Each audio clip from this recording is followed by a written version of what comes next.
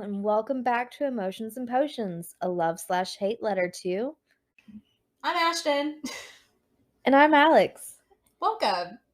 In today's letter, we're switching it up a little bit. Yeah, we're stepping away from those romance novels into A movie. a Hulu movie. And the movie is Fresh, which is written by Lauryn Kahn and directed by Mimi Cave. Go ladies. Yeah, seriously. I'm actually really surprised. I don't know how I feel about knowing that it was written and directed by women. Because this movie was low-key terrifying as a woman. Yes, there are definitely some scary parts being a lady watching this movie, but hit home. Yeah. Like very real things. So, Alex, tell us a little bit about Fresh. What is the synopsis that was given to us? All right, so we got the horrors of modern dating seen through one young woman's defiant battle to survive her new boyfriend's unusual appetite. That's it? That's it. Oh, shit. Okay. Yeah, I think that's... To not give everything away right off the bat, because we will go into a plot breakdown. Before we do that, let's introduce the potion of the evening. Alex, what have you prepared tonight? All right, cue some bad dad jokes on this one. I've made... this potion is the sweet rump fashion. Okay, and what is in this fashion? So this is a spin on an old fashioned, but instead of using bourbon or whiskey, I'm using rum. It's a pecan rum and some amaretto, some orange bitters, a little bit of grenadine maraschino cherry juice, a blood orange for reasons, and some cherries. All right, so I'm a little nervous because this is not a drink that I would typically find myself having. No, this is definitely a more alcohol-forward cocktail, and that's not usually your vibe. No. Which is why I'm doing a sweet rump. Okay. Sweet rump, sweet rum. Sweet. All right, let's just rip the Band-Aid. Cheers. Cheers. Let's see. Oh, jeez. I'm here for it. It's strong. You definitely taste the alcohol, but the aftertaste, there's a really nice aftertaste that kind of quenches that alcohol burn. The bite in the beginning. The bite. I think that's the amaretto. Is that what you told me, that it should be the amaretto that follows? Mm-hmm. Definitely a sipping drink. I think that I could sip on this and manage to finish it. Good. So I don't hate it. I know you were nervous about this one. I was, because it is an alcohol-forward cocktail, but it is something that you do sip on. You kind of let the ice dilute it a little bit, and it starts to get smoother as time goes on. And I want it to kind of ease your way into those. I know, you did tell me right off the bat, you're like, don't expect fruity-ass drinks every week. Nope. So we're here on week 3 or 4, and we've already, sweet. Sweet's out the window for this one, but not entirely, because, we got the amaretto, and it's a pecan rum, so. And I do like amaretto. I like an amaretto sour-esque Those are drink. delicious. A lot of bourbon and whiskey were consumed in this movie. Old fashions were talked about, so I wanted to keep on brand with Fresh. And I think that the name and the drink choice, like you said, very on brand for this movie. So 10 out of 10. You did it again. Oh, I got a 10? You're not giving me an 8 or a 7? Heck yes. 10 out of 10. Way to go, Alex. I feel like this is the biggest win for me so far. Okay, so now that we've gotten the potion out of the way, let's just dive right into Fresh. I have so many feelings. We watched it last night. And I'm sorry. Still processing. I'm sorry. This was totally my fault, my choice, my doing. Yeah, this was one of Alex's picks. We watched it last night, and I'm still processing it. I found myself today at work being like, still kind of like, what? What movie did we watch last night? So let's go into this plot breakdown. All right, so fresh, we got 3 main characters for this movie. We got Noah, who's played by Daisy Edgar Jones, Steve, who's played by Sebastian Stan, and Molly, who's played by JoJo T. Gibbs. All right, our movie starts off with Noah going on a horrible first date with an online match, Chad. I just love that. His name was Chad. Yep. Remember Awful Chad from like the book talk like videos? Like, Yes. was that a nod to that? Is. Horrible person. He attempts to end the date with a kiss, maybe more. He gets politely rejected, which Chad does not take well. And it turns into him insulting and degrading Noah. Way to be romantic and get that second date there, bud. Awful. Chad.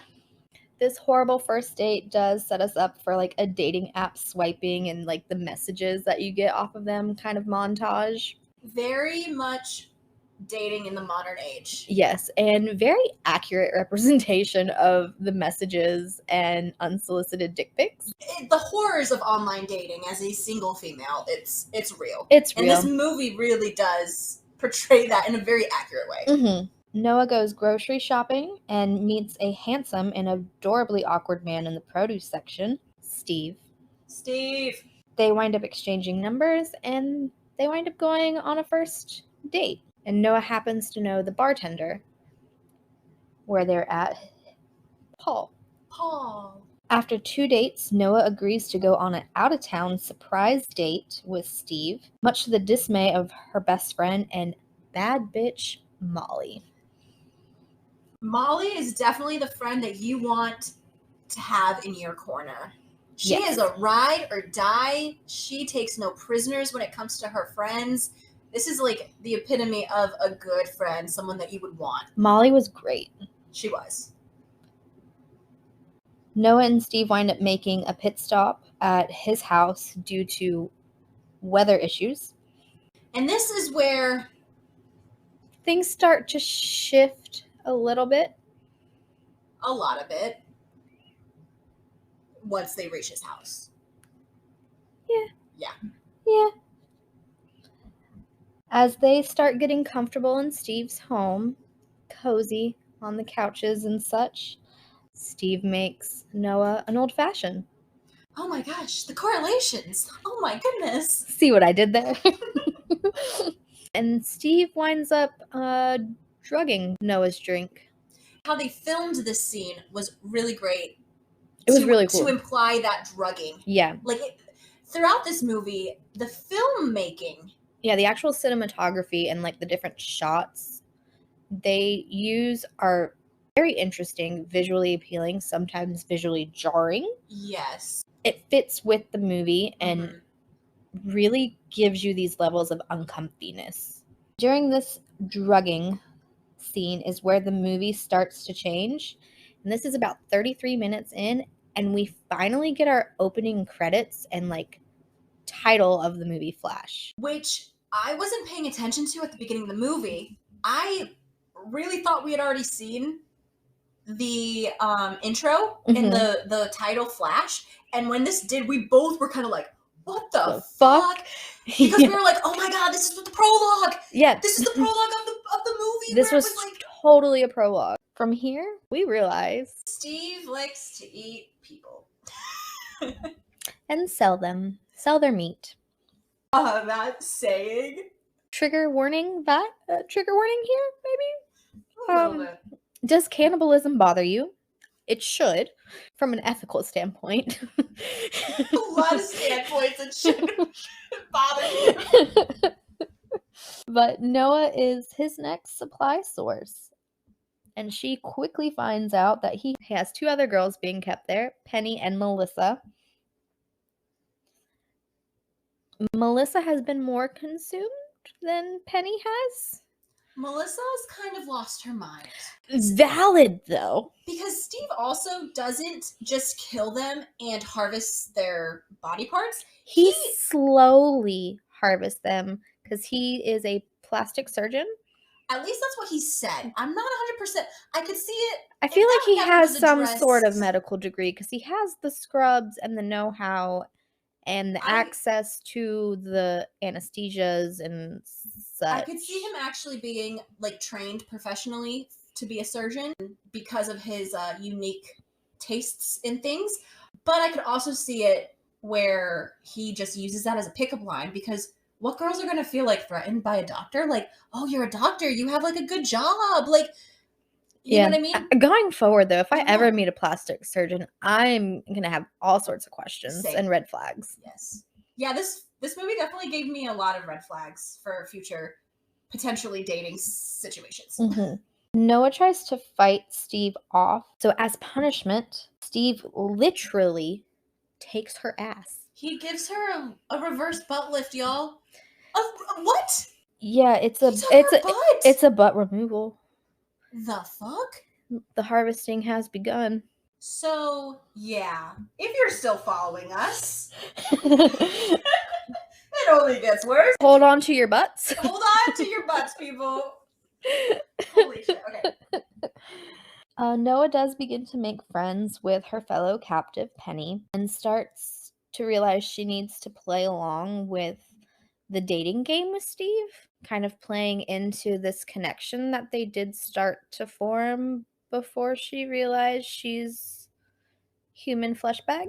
Yes, because she realizes that she was the only one that like slept with him. Mm-hmm. They hooked up prior to him kidnapping her, essentially. And so when she relays this information to Penny, Penny's like, you slept with him? She kind of picks up on the fact that maybe Steve is intrigued by her a little bit more than the other girls. So she ends up using that to her advantage. Yeah, to hopefully stay alive and potentially escape. Our bestie, Molly. She's become very suspicious of Noah's absence. And she's kind of felt weird about the Steve guy from the get-go. For instance, I think Noah was like, well, he doesn't have social media. She's like, red flag. Like, she's that girl. So she was, yes, like Alex said, she was already sussed out by Steve for multiple reasons. Now, Noah's kind of gone MIA. And the text messages she's receiving are not really sounding like Noah. She's catching on that something's amiss. Something's wrong. Yeah, something really cute that Molly and Noah do whenever they kind of hang up with talking to each other, or even in person. It's like, I love you more. So Molly sends Noah an I love you. She doesn't get the I love you more response. And that's kind of really what triggers the, okay, something is wrong. Yeah. So with the help of the bartender, Paul, and whole other family. Holy shit, this guy is literally married with 2 kids in a, like, suburb. Mm-hmm. Like, really nice neighborhood. Picket fence. Molly goes to the house and sends Paul her location because she's already thinking something's up. So she's like, if I go missing, here's my location. Yeah. Smart. Very smart. Very smart. Molly's amazing. Again, she winds up talking with the wife, and her concerns about her missing friend are getting squashed and dismissed. Kind of brushed under the rug. Mm-hmm. No, my husband, no. No, it can't be him. And he's also, his name's not Steve. It's like his middle name is Steve. I thought it was Brennan. Brennan is his first name. It's like Brennan Steve. Oh. Something. Okay. I thought that he just making up, like, was going by a whole different name. No, it was his middle name. So you think he goes by his middle name in general? Mm-hmm. Oh, okay. Which is pretty common. That makes more sense now. I was just thinking that was his, like, pickup name. Like, that's the name that he gave girls. I missed the middle name. Okay. Yep. Okay, so it's not a made-up name. Doesn't make it much better. Misleading. Very misleading, though. Yes. As Molly is about to leave, Steve shows up. He comes home from his day at the cannibal farmhouse. Hi, honey, I'm home. I'm home. Eat any good people today? And so Steve comes home, and Molly kind of starts to interrogate him a little bit. And she pulls a really, really smart and sly move. She winds up calling Noah's phone, and Steve has it. And it's on loud. Yeah. So right away, it's like, what? You're saying you don't know her. Why do you have her phone? So at this point, things are kind of being found out. And Steve's wife, Anne, winds up knocking Molly out. And Steve is like, wrong move. And then... And good job, honey. Yep, and... way to be a team player. Knocked her across the head.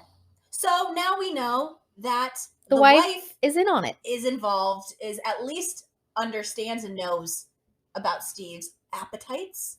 I know, I hate that.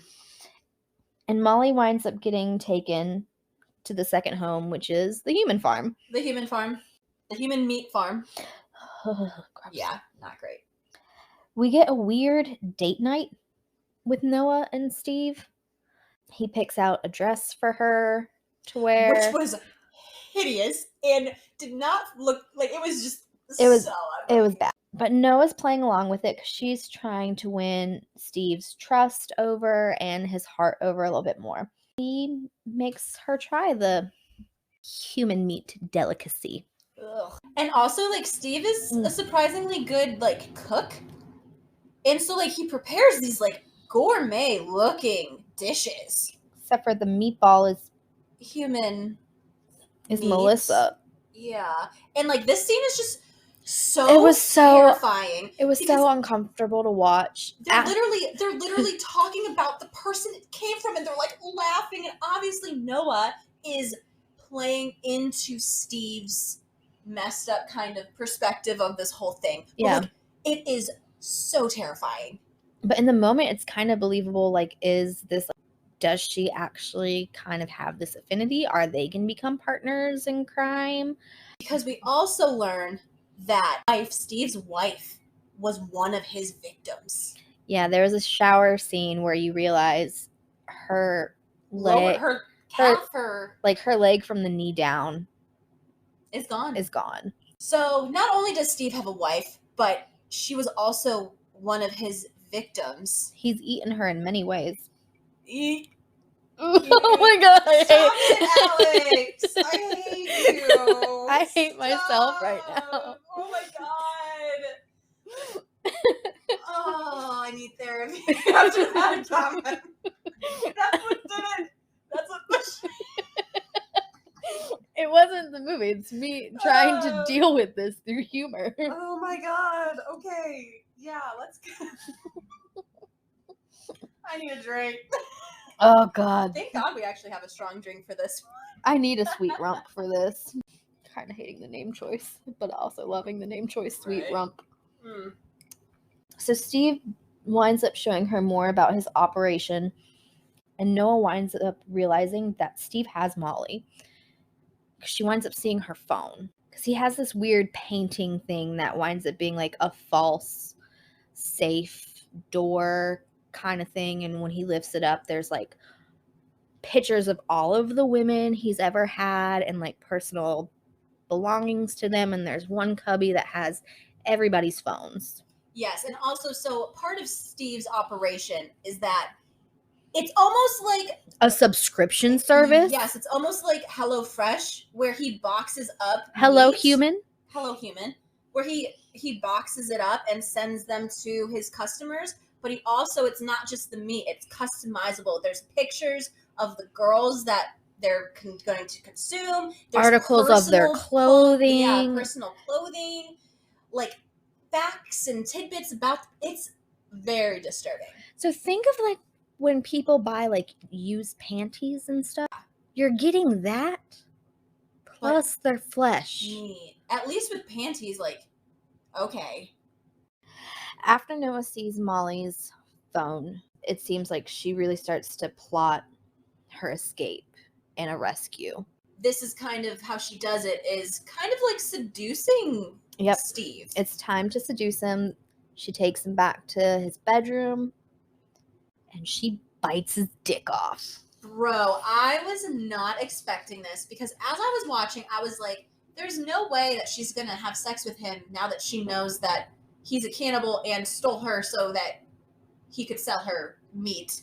But I was not expecting... I wasn't expecting that. Steve to start screaming, Noah to be, like, covered in blood in her face and being like, oh my god, she just took a bite out of Steve's dick. Rightfully so. I mean... He took her butt. She can take his dick. I mean, girl power. Get it. I don't know if I would be able to do that. I guess in this situation, I probably would. Right? Your fight or flight instincts. You're probably more capable of things than you. Bite or be bitten. Bite or be bitten. Bite or be eaten. You will. I'll bite. I can't with all the cannibal jokes we're making. I mean, I can because I'm kind of leading them, but this is how I have to deal with the situation. Yeah. She's missing her sanity. She's seen better days. And this scene frustrated the shit out of me because Steve would not go down. They literally took a meat pounder. What are they called? A meat mallet. A meat mallet. And Molly literally hit him across the face like 3 times. And this motherfucker just gets up like it's no big. I'm like, how are you not passed out for at least 10 minutes? And doesn't he get stabbed in the thigh? Yes. He takes a fucking beating, bro. Well, then Molly also like freaking punts his head from like the island, and he hits. I definitely thought he was done there. His head, it looked like he might have like broke his neck or something. And like his head hits like almost like a half wall ledge sort of thing. He wouldn't die. He would not die. Now he does get quite beaten and bloodied, and like, you know, he's got one eye completely swollen shut. He definitely looks rough. He's looking rough. They wind up being able to escape the house, and they run out into the woods. But again, Steve is still alive, so he starts going after them. And he has a gun now. Yep. And he's yelling, and he's pissed. He's just shooting. He can't really see. And at this point, Paul, the bartender, reference back to Paul, he goes looking for Molly. Right, because he's suspicious now because Molly, he has her location, and he's noticing some weird things about her location. She's MIA, so he's now a little suspicious. Yeah. So he goes to check on her. And when he pulls up is when he's hearing the gunshots from Steve. In this movie, I'm a little upset because he can't rescue the ladies, but they have their moment. And also, during this whole date, escape, murder plot, whatever it is, craziness, Anne, who's Steve's wife, she figures out something's up with him and Noah.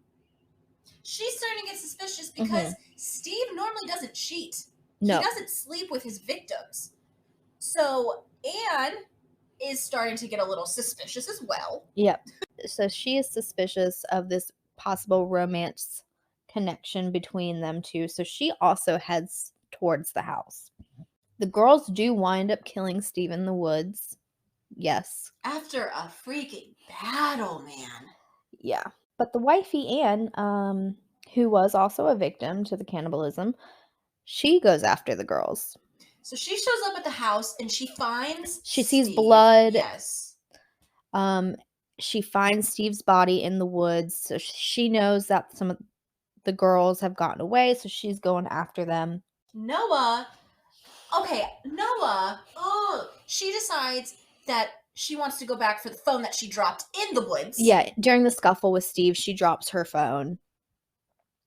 So she goes back, and what happens? She gets confronted by Anne. Anne starts trying to choke Noah out. Thankfully, Molly's like, Noah should be back by now to get her phone. So she like grabs a shovel and goes out searching for her. Sees this scuffle with Anne and Noah and takes the shovel and just whack.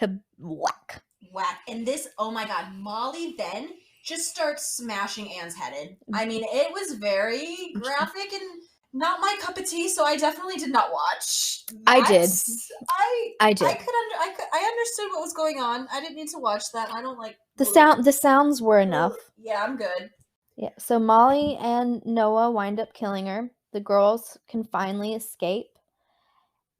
And then the movie ends with a "You up" text from Chad. Oh my God, full circle. I've never been more triggered with something in my life than that. You up?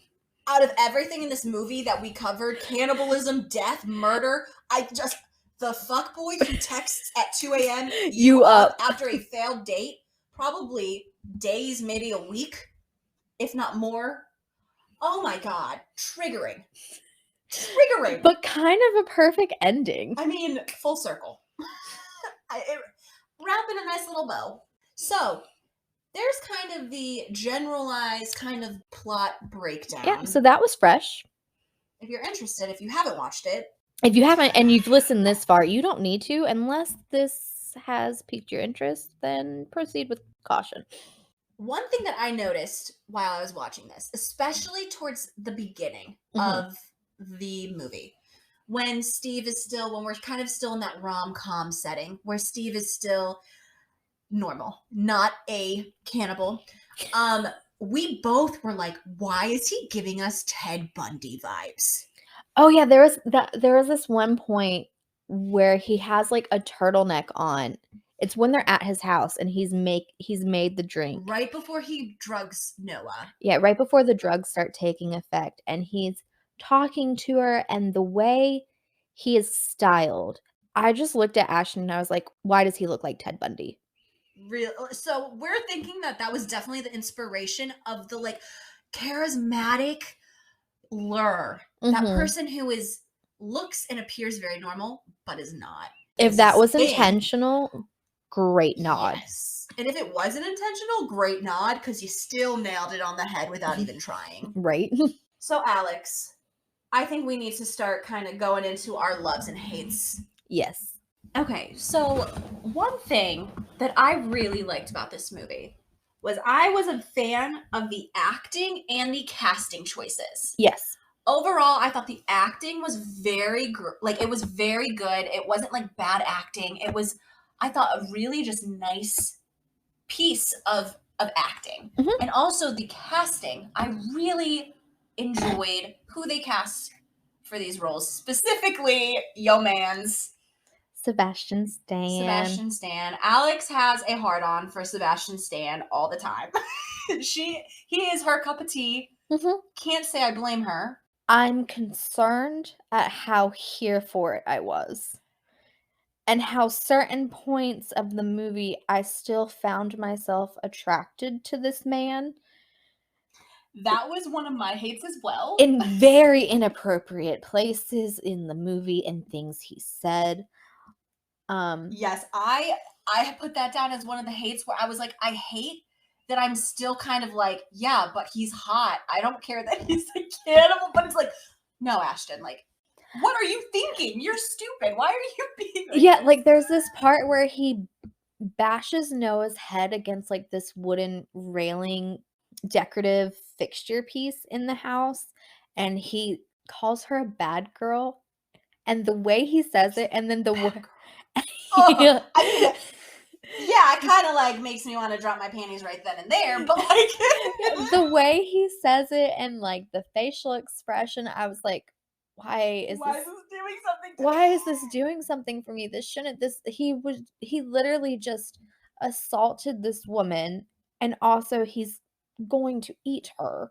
Why was that still? I mean, I really was like, Steve's hot until he was like beaten to death. And then I was like, okay, he ain't hot anymore.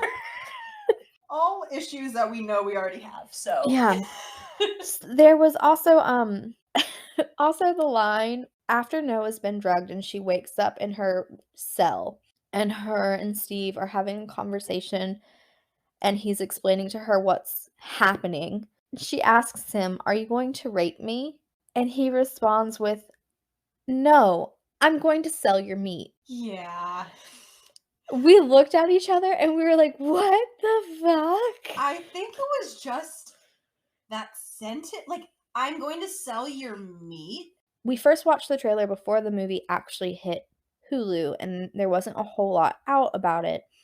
And then we try to stay away from social media and getting more information. So we literally just saw the trailer. I knew Sebastian Stan was in it. I was like, let's watch this movie. And it seemed wild.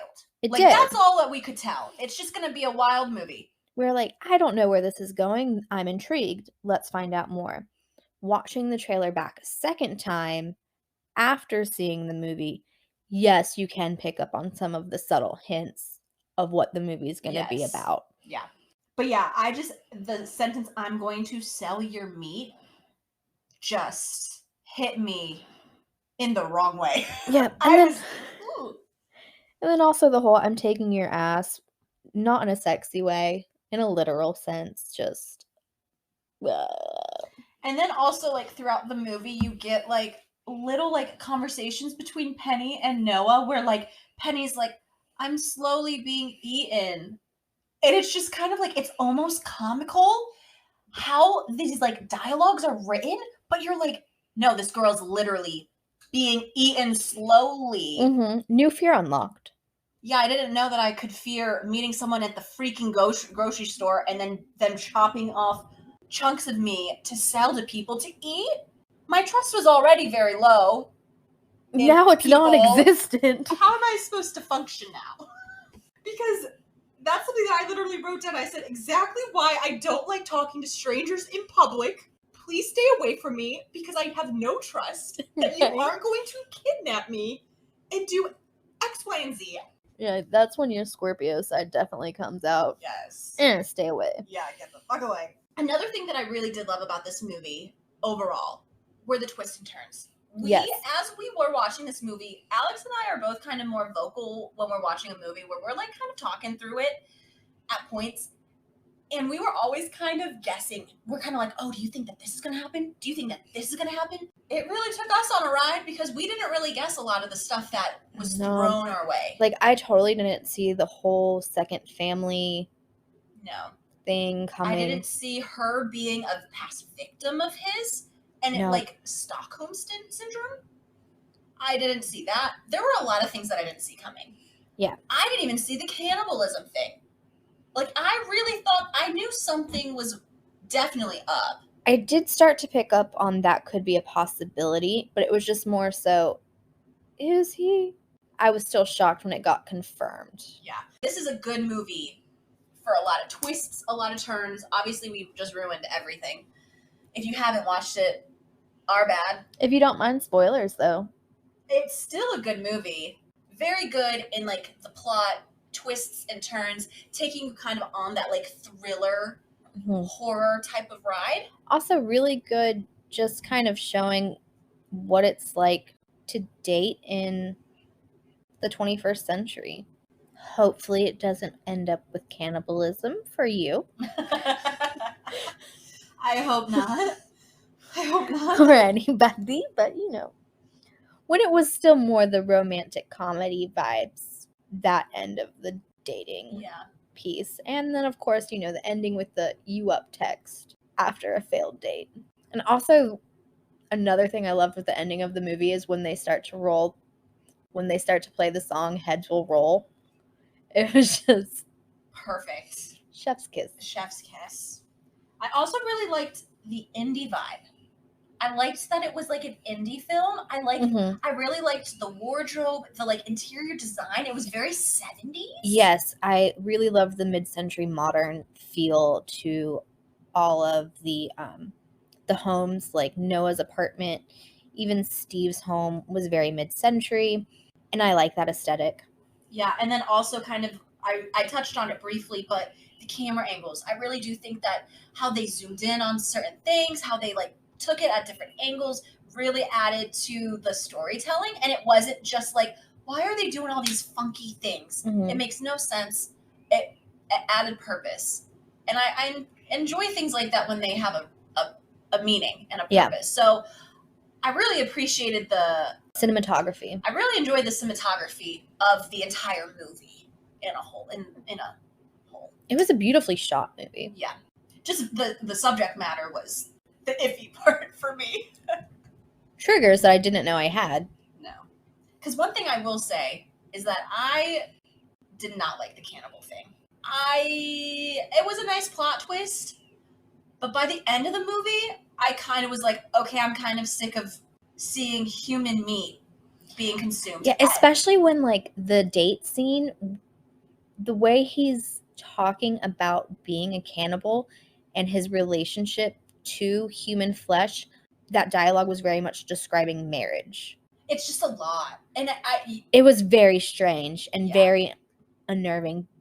But I want to be unnerved by this psychopath. Right. And I think that comes across. And I think that's something that Sebastian Stan did really well, is that he was able to really be this cannibal killer. Yeah.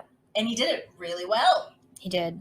The acting was great. I loved all the characters. I loved Penny. I loved Molly.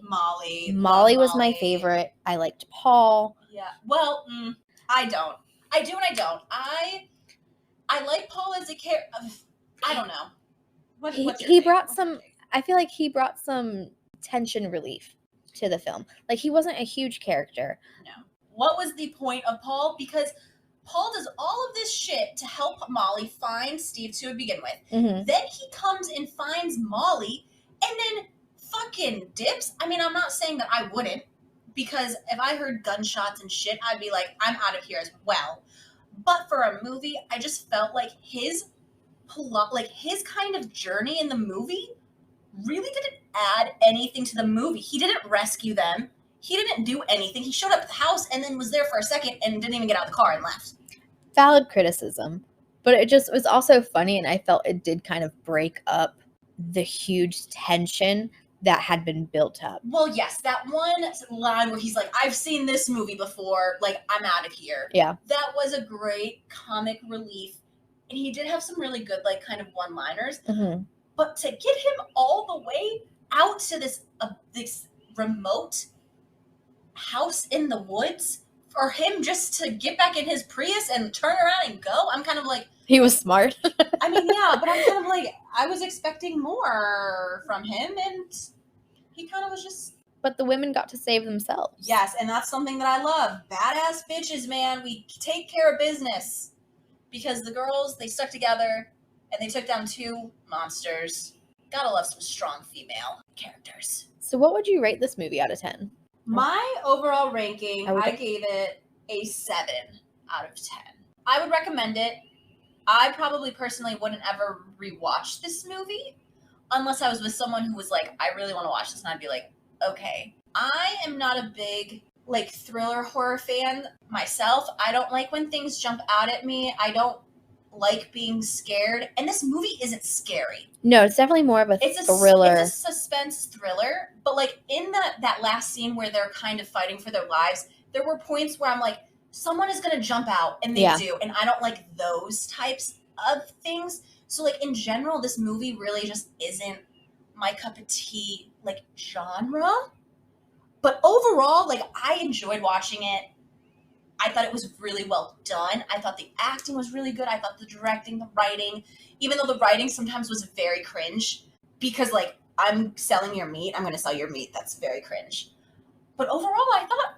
But it should make you cringe. Yes, but I liked it. It wasn't a terrible movie. Yeah. What did you rank it? I would give this an 8 out of 10. Okay. There were a few things that felt a little rushed plot-wise, very minor stuff, a few plot holes, but it wasn't that long of a movie either. But overall, it was a captivating story. It made me feel a lot of feels. It made me question my freaking sanity. Yeah.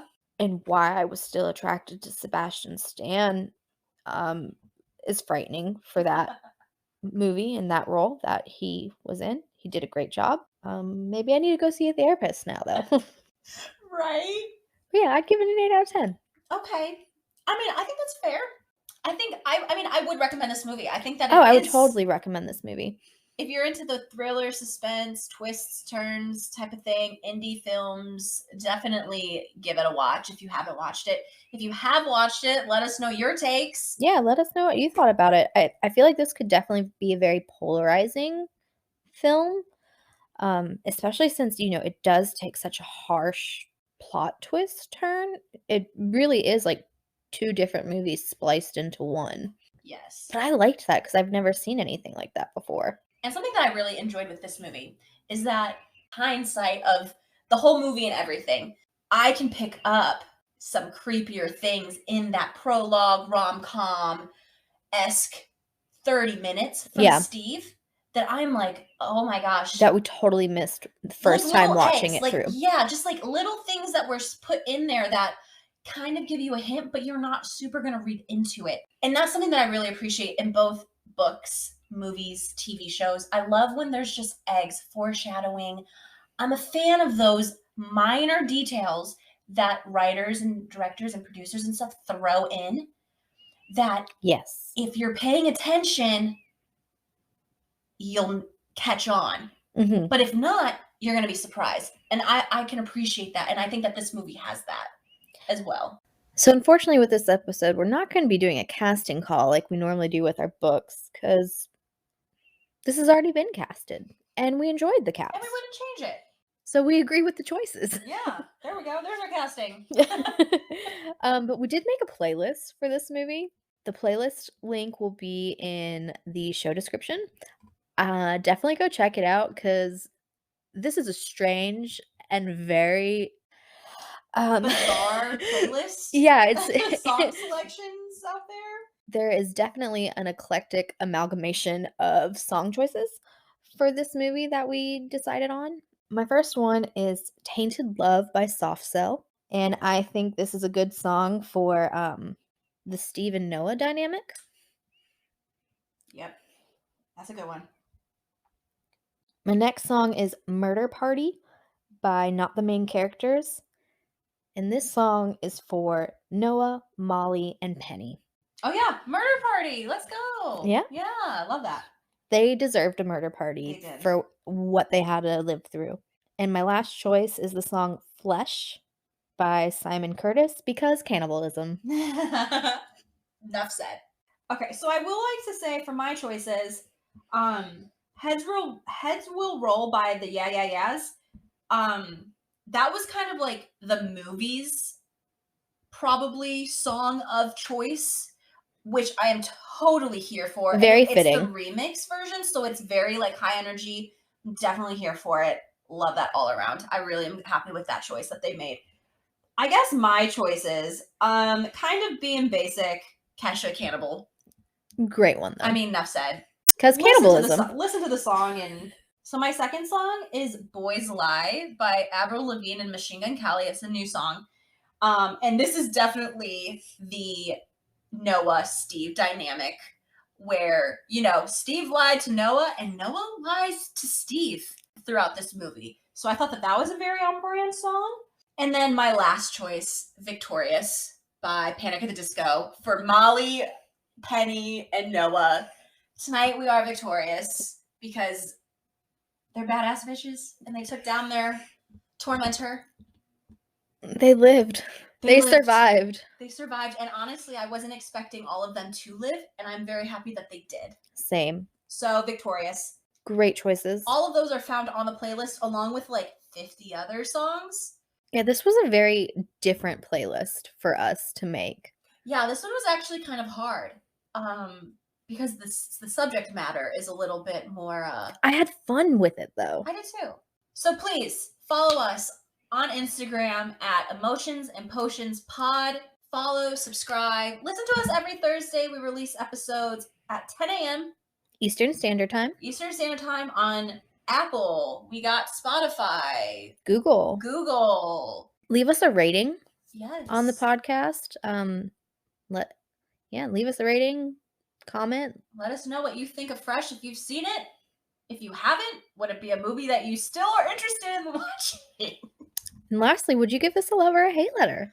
I'm gonna go love because it was a very entertaining movie. It would be something that I would recommend. I didn't love the subject matter. The subject matter, and I wasn't a huge fan of like the thriller horror. But overall, it definitely kept me intrigued. Yeah. There wasn't a time where I was getting up to go get popcorn or use the bathroom. I was invested. So I'd say love. What about you? This was definitely a love letter. I think it was a love letter just because of Sebastian Stan. I think it could have been a trash movie and you still would have been like, love. Love. He can do no wrong. No, he can do wrong. He can.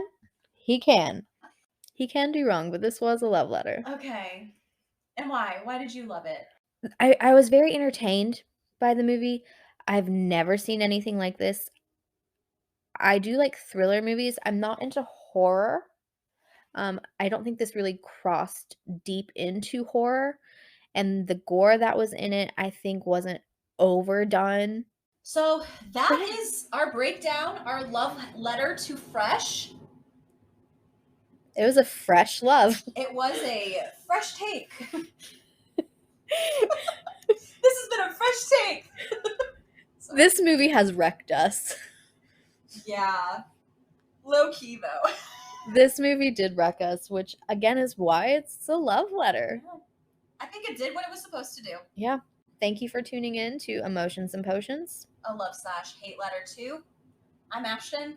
I'm Alex. And we'll see you next week. Bye.